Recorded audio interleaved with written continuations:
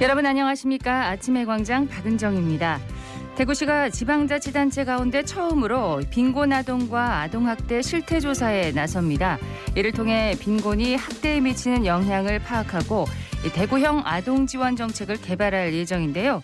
대구의 빈곤아동은 전체 아동의 10% 수준인 4만 명으로 추정되고 전체 아동 가구의 5.7%는 최저 주거 기준에 못 미치는 것으로 파악되고 있습니다. 이에 대구시는 7월부터 주거 취약계층에 대한 실태조사를 따로 진행할 예정인데요. 그래서 위기 상황 발생 시에 신속한 대응이 가능하도록 아동보호 체계를 만들 계획입니다. 이번 대구시의 빈곤아동 실태조사는 지역의 한 언론사의 빈곤아동에 대한 기획보도에서 출발했습니다. 언론의 역할을 다시 한번 무겁게 생각하면서 모쪼록 이번 조사가 대구형 아동보호 지원체계 구축으로 잘 이어져서 아이들이 보다 건강하고 행복하게 성장할 수 있는 토대가 되길 기대해 봅니다. 6월 9일 목요일 아침의 광장, 먼저 이 시각 교통 상황과 날씨 듣겠습니다. 김현지 리포터. 네, 먼저 고속도로입니다. 우리 지역 고속도로 위쪽 대부분 정상 주행길 보이고 있습니다. 다만 중앙고속도로 춘천 방면 다부터널 부근 차간거리 좁혀지고 있어서 속도 내기 어렵습니다. 현재 중부내륙지선 현풍 방향엔 작업 구간 있습니다. 달성 1터널 부근 11.5km 갓길에서 비탈면 점검 작업 중이니까요. 지나실 때 주의하시기 바랍니다. 그다음 시내도로입니다. 먼저 앞산순환도로 효명내거리 양방향 교통량 많습니다. 신천대로 서대구 나들목 방면도 지체골이 긴데요. 수성교 지하차도 안쪽에서부터 지체되고 있고요. 성북교 지하차도 빠져나갈 때까지 지체와 정체 반복하고 있습니다. 호국로는 구구터널 지나 도곡내거리 교차로 앞둔 지점 차량 이동량 많고요. 아양로 입성내거리 통과한 차들 큰고개 오거리 교차로 앞둔 지점에서 어렵게 지나고 있습니다. 동부로 동대구역 내거리에서 신천 내거리까지도 교통량 꾸준한 모습이고요. 구마로 성당 내거리에서 감천 내거리 방향 볼리 내거리는 신호 2번에 지나실 수 있겠습니다. 이어서 날씨입니다. 오늘 대구는 13도로 시작해 낮 기온은 27도까지 오르겠습니다. 오늘 대체로 흐린 가운데 경북 북부 내륙은 대기 불안정으로 낮부터 저녁 사이 5에서 20mm의 소나기가 내리겠습니다. 천둥 번개를 동반하는 곳도 있겠는데요. 안전에 유의하시기 바랍니다. 현재 기온은 17도, 습도는 70%입니다. 지금까지 김현지였습니다. 지역 시사정보 프로그램의 중심 KBS 대구 제1라디오 아침의 광장을 듣고 계십니다. 목요일 아침의 광장 함께하고 계십니다. 지금 시각 8시 33분 방금 지났습니다. 자, 오늘 아침 지역의 주요 뉴스부터 살펴보겠습니다. 뉴스민의 천용길 기자, 경향신문 백경렬 기자 함께합니다. 두 분 어서 오세요. 네, 안녕하십니까. 예, 첫 소식 들을까요? 네, 전국 노래자랑 어제 국민 MC 송혜 선생이 별세했습니다. 그렇습니다. 네, 대구 달성에 묘소가 마련될 예정인데요. 이 달성군 옥포읍 이 기세리 송혜공원 인근 야산으로 이 배우자 묘소 바로 옆입니다. 이 송혜 선생의 배우자가 2018년에 이곳에 영면을 했는데 이 달성군 명예군민경 명예 홍보대사도 이 송혜 선생이 맡고 있었습니다. 그렇죠. 이 달성군의 부인과 함께 묻히고 싶다는 바람을 이 생전에 여러 차례 밝힌 바가 있었는데요. 이미 이곳에 가묘까지 준비해 뒀습니다. 이 달성군에 따르면 장례는 코미디 연합회의 희극인장으로 치러집니다. 이 빈소는 서울대병원 장례식장에 마련이 됐고요. 예. 이 발인은 10일입니다. 이 송혜 기념관 앞에도 이 분향소가 설치돼서 이 9일 오전 10시부터는 이 조문이 이뤄질 예정입니다. 이 고인은 황해도 재령에서 태어났는데 이 군 생활을 대구에서 했고 이곳에서 또 달성군 옥포면 기세리가 고향인 이 부인을 만났습니다. 예. 이 처가가 대구이고 이 대구가 제2의 고향이라고 늘 밝혀왔었는데요. 이 코로나19 여파로 이 달성군 홍보대사로 위촉이 됐지만 최근 들어서는 활동을 좀 못했었거든요. 그렇죠. 이전까지는 비슬산 창꽃축제 사회자를 또 맡기도 했었습니다. 이 옥포 기세리에는 송혜공원과 송혜기념관도 이 마련돼 있는데 일단 송혜 선생이 이 돌아가시기 전에 이 생전에 본인의 소장품을 이 송혜공원에 기증하겠다라고 밝히면서 그렇군요. 이 기념관도 마련이 됐습니다. 예, 어제 참 많은 분들이 안타까워하고 슬퍼하셨는데 네. 이렇게 또 소장품을 또 기증하신다고 하니까 많은 분들이 기억을 할 것 같습니다. 그렇습니다. 예, 다음 소식 듣겠습니다. 네, 안전관리를 소홀히 해서 설비를 정비하던 직원을 숨지게 한 그 포스코 협력사 임직원들이 벌금형을 선고받았습니다. 대구지법 포항지원 형사 1단독 송병훈 판사는 업무상 과실치사 및 그 산업안전보건법 위반 혐의로 기소된 포스코 협력업체 A사의 임직원 B씨 등 4명에게 벌금 500만 원씩을 또 A사에는 벌금 700만 원을 선고했다고 어제 밝혔습니다. 네. A사는 그 포스코 포항제철소에서 원료 이송 설비 정비를 담당하는 협력업체입니다. 피고인들이 어떤 혐의로 그럼 재판에 넘겨진 건가요? 네, B씨 등은 그 A사에서 조장이나 이제 대표이사 등을 맡고 있고요. 정비할 때 하역기 전원을 끄고 그 안전하게 작업하도록 관리 감독하거나 안전교육을 해야 하는 의무를 갖고 있는 인물들입니다. 네. 근데 이제 회사 대표이사이자 안전보건 관리 책임자는 그 산업재해를 예방하기 위해서는 노동자가 위험해질 우려가 있으면 기계 운전을 멈추고 그 기계가 갑자기 가동될 우려가 있는 경우에는 작업 지휘자를 배치해야 하거든요. 근데 이제 이들은 그 안전관리를 소홀히 해서 2021년 그러니까 올해 2월 8일 원료 부두에서 A사 직원 C씨가 그 벨트 컨베이어 아래쪽 롤러를 교체하던 중에 이 전원이 차단되지 않은 채 이동하던 하역기와 롤러의 이제 사이에 끼어서 숨지게끔 한 혐의로 기소가 됐습니다. 네.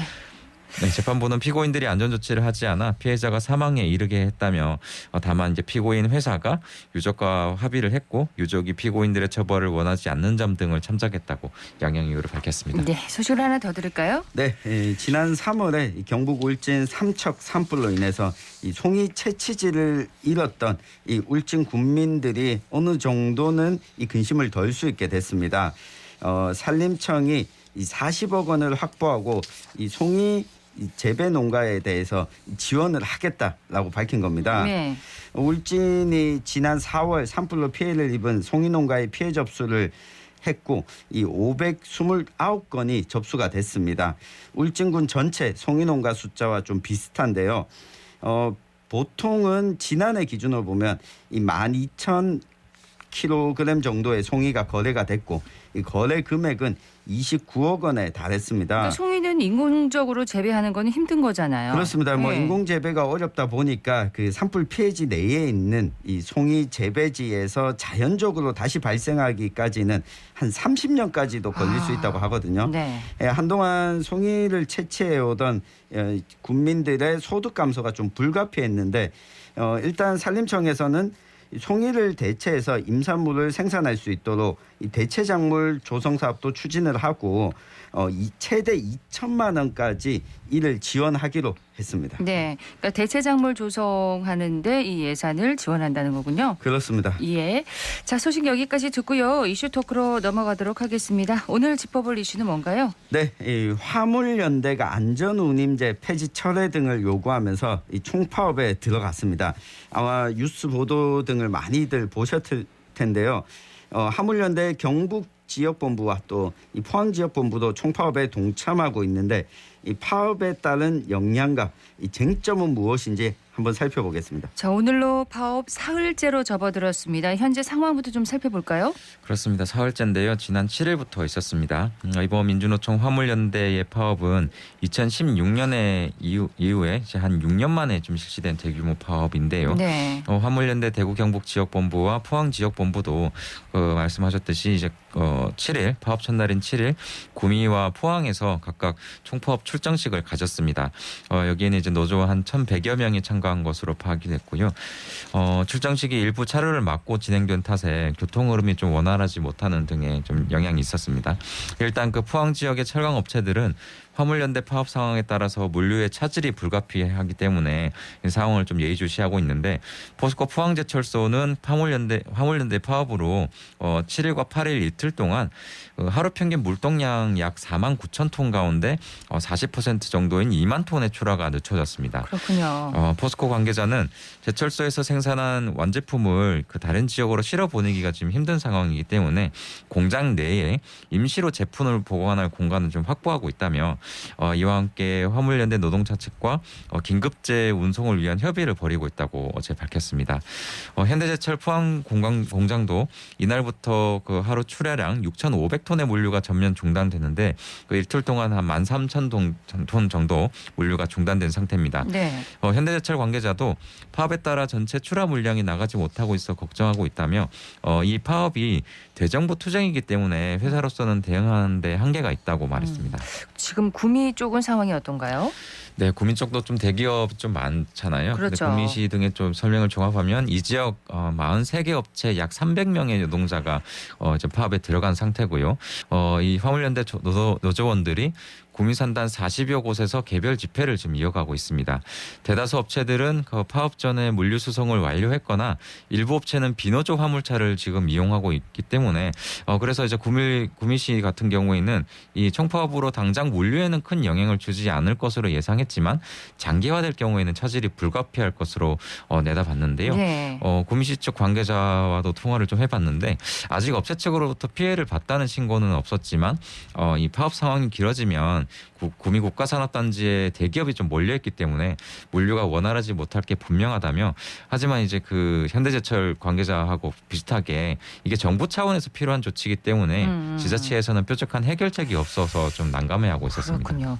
근데 지금 6년 만이라고 했잖아요. 네. 파업이. 정말 뭐 오랫동안 파업이 없었는데 화물연대가 6년 만에 이렇게 대규모 파업에 나선 배경을 좀 설명해 주세요. 네, 아주 간단하게 정리를 하면 이 화물 운송비를 좀 현실화해달라고 하는 겁니다. 요즘 주변 식당에 가보면 이 정식 가격도 뭐 1,000원씩 올랐고 이 빵값도 오르고 치킨값도 오르지 않았습니까? 많은 것이 올랐죠. 네, 요즘. 이 가격이 오르는 이유는 청취자들도 알고 있을 텐데요. 원자재 가격이 상승하고 이 물가가 오르기 때문입니다. 네. 이 화물 운송 노동자들도 적정한 운송비가 좀 유지가 돼야 이 지속적인 운행이 가능하다는 건데요. 화물 노동자들은 크게 이 물류회사와 정부를 상대로 요구들을 하고 있습니다. 특히 2020년부터 시행했던 안전운임제 이 폐지 철회가 뭔지 좀 설명을 드려야겠습니다. 예. 화물 운송 노동자들의 적정 임금을 좀 보장해서 과로, 과적, 과속을 방지하겠다는 취지로 도입이 된 제도인데 최소한의 운임보다 적게 지급하는 화주에게는 과태료를 부과할 수 있도록 하는 제도입니다. 네. 이렇게 되면 노동자들도 과적이나 과속 빠르게 업무를 하는 것을 요구받게 되면 이걸 신고할 수 있게 됩니다. 그러다 보면 이제 뭐 거부할 수도 있게 되는 거고요. 올해까지 3년 시행한 다음에 이 폐지되는 소위 일몰제로 도입이 됐는데 그러니까 이 폐지를 반대한다는 거죠. 그렇습니다. 이걸 계속 유지해달라고 하는 겁니다. 여기다가 이 안전운임제가 철강이나 택배, 일반 화물까지도 좀 확대 적용돼야 한다. 이런 요구들을 하고 있습니다. 예. 이 안전운임제가 유지되면 운송료가 연료비에 연동해서 오르내리기 때문에 최근처럼 기름값이 급등해도 화물 기사의 수입이 어느 정도는 안정적으로 유지가 될 수 있습니다. 또 화물 노동자들이 과적을 하지 않도록 해운협회, 운송사, 화물연대 간의 협약을 좀 체결하고 법적으로는 특수고용 노동자로 노동상권을 다 적용받지 못하는 노동조합법 개정, 또 화물노동자 산재보험 전면 적용을 위한 이 산재법 개정안 통과 등도 지금 함께 요구하고 있습니다. 예.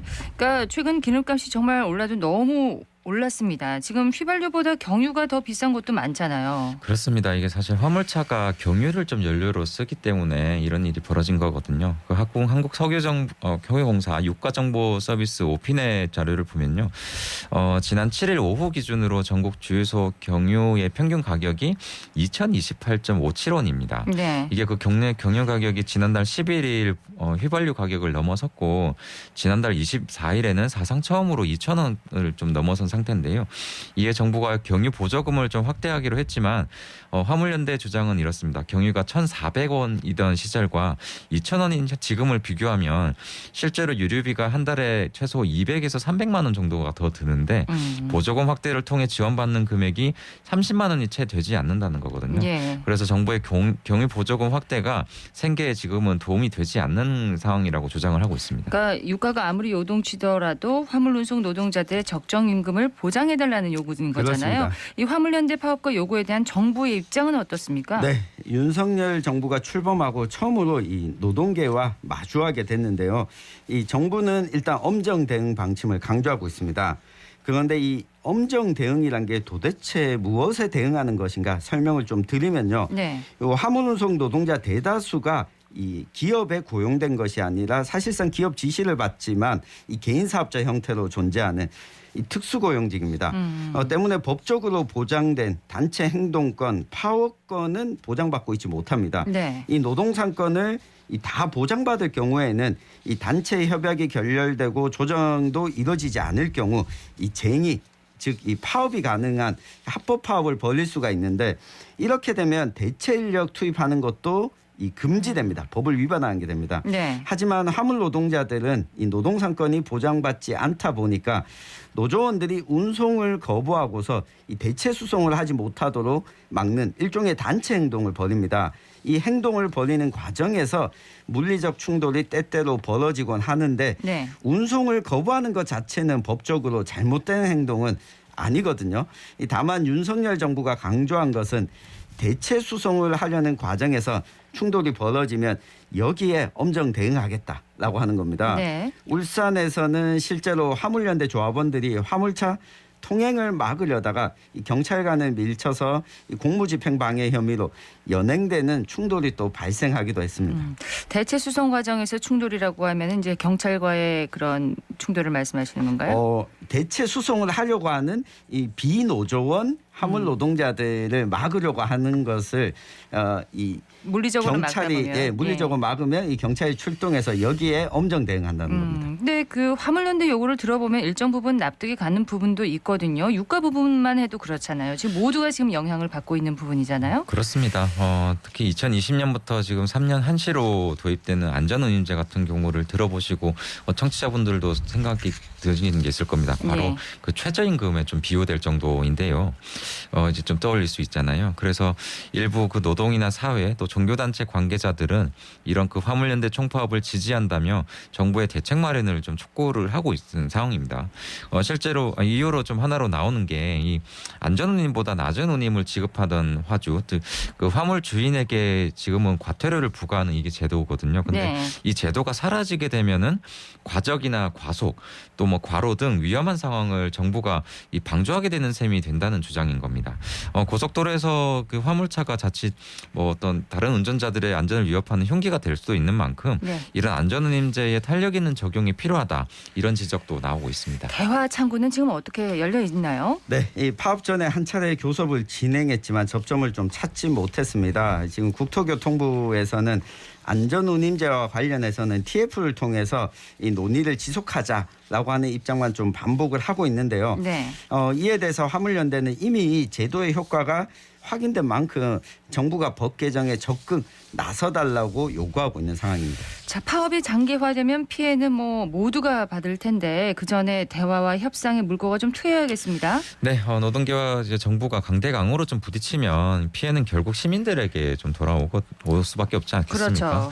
그렇죠. 국제 유가가 지금 뭐 좀 갑자기 뚝 떨어질 상황도 아니고 이 취소선 유류비 부담 때문에 화물연대가 파업을 또 접기도 어려운 상황이거든요.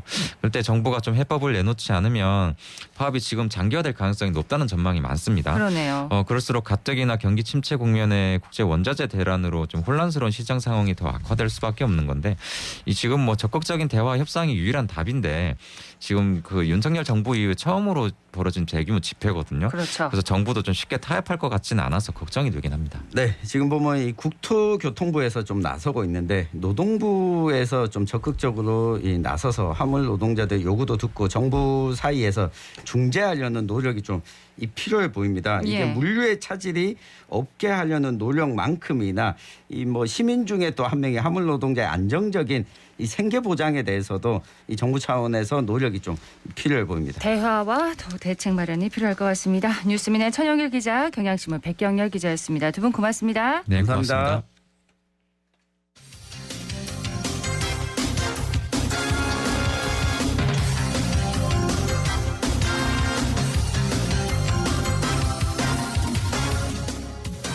8시 50분을 향하고 있습니다. 지난 6월 5일이었습니다. 환경의 날을 맞아서 대구시와 대구환경교육센터가 한 주 동안 대구 곳곳에서 환경교육 프로그램을 진행합니다. 여러 프로그램 중에서 대구기후변화교육센터에서 진로체험교실을 열었다고 하는데요. 서유리 리포터가 현장 다녀왔다고요? 네, 안녕하세요. 지난 5일부터 오는 11일까지 한 주간은 제1회 대구 환경교육주간인데요. 저는 대구 기후변화교육센터에서 진행하는 진로체험교실 환경교육사와 함께하는 재생에너지 만들기 현장에 방문했습니다. 대구 기후환경네트워크에서 기후변화교육센터를 담당하고 있는 박민희 팀장에게 행사 기획 취지와 내용을 들어봤습니다. 이번에 대구 환경교육 주간으로 해서 대구에 있는 여러 환경교육을 진행을 하는 단체들에서 6월 11일까지 산발적으로 해서 프로그램을 진행을 하고 있습니다. 그래서 저희 대구 기후변화교육센터에서는 환경교육사가 알려주는 재생가능에너지라는 프로그램을 진행을 하게 되었는데요. 저희 쪽에 활동하고 계시는 강사님들 대부분이 환경교육사라는 자격을 취득을 하고 계세요. 그분들의 활동을 많은 분들한테 알려드리는 것만으로도 환경 캠페인이 되지 않을까라는 생각으로 이 프로그램을 만들게 되었고요. 그리고 또 하나 재생가능 에너지 부분에 있어서는 저는 탄소 중립 달성을 위해서는 그 재생가능 에너지라는 부분이 굉장히 중요하다라고 생각을 해요. 근데 많은 분들께서 재생가능 에너지는 혼자서는 만들 수는 없다. 그리고 만들려면 비용이 굉장히 많이 든다. 그런 부분들은 기업에서 해야 되는 일 아닐까라는 이야기들을 굉장히 많이들 하시거든요. 저는 이번 교육을 통해서 이런 재생가능 에너지가 한 사람의 힘으로도 충분히 만들 수 있다라는 거를 알려드리고 싶어서 이번 프로그램을 기획하게 되었습니다. 직접 에너지까지 만들어 본다. 참 좋은 체험이 됐겠어요. 네, 맞습니다. 대구 기후환경네트워크 측은 이번 교육이 일회성이 아니라 체험객들이 집으로 돌아가서 교육 내용에 대해 가족들과 얘기도 하고 또 집에서는 어떻게 에너지를 만들 수 있을지 그 방법도 생각해보는 시간을 가지면 좋겠다고 말했습니다. 네, 또 집에서 에너지를 만들 수 없다면 에너지를 절약할 수 있는 방법도 알아보고 또 이렇게 알게 된 내용을 학생들이 친구들과도 나누기를 바랐는데요. 그러면 좋죠. 네, 맞습니다. 이경순 환경교육사 만나서 수업에서 배운 내용을 들어보고 이어서 현장 소리까지 전해드릴게요. 환경교육사는 말 그대로 그 시민들의 환경의식을 전환하고 그리고 실천을 위해서 교육하는 직업이거든요. 환경교육 활동을 6년 이상 하고 나서 그 환경부 명의의 자격증을 취득하면 됩니다. 그래서 처음에는 이제 3급으로 시작을 해서 3년이 지난 후에 그리고 이제 2급 자격증을 또 다시 취득을 해야 되고요. 그래서 이제 환경부 교육기관에서 활동하는 이제 그런 교육을 하게 되는 거죠. 첫 번째는 이제 그 태양광 키트 만들기. 태양광을 이용해서 자동차를 만들어서 이제 내가 이제 자동차 경주를 해본다든가 이런 게 있고요. 그리고 두 번째는 이제 우리가 전기 만드는 게 너무 힘든다는 걸 아이들에게 느끼게 하기 위해서 자전거 발전기, 자가로 내 힘으로 전기를 일으키는 자전거 발전기를 통해서 우리가 또 솜사탕도 만들어 보고 그리고 이제 바나나 주스 믹서기로 내가 전기를 직접 만들어서 갈아서 마셔본다는 그런 취지였어요.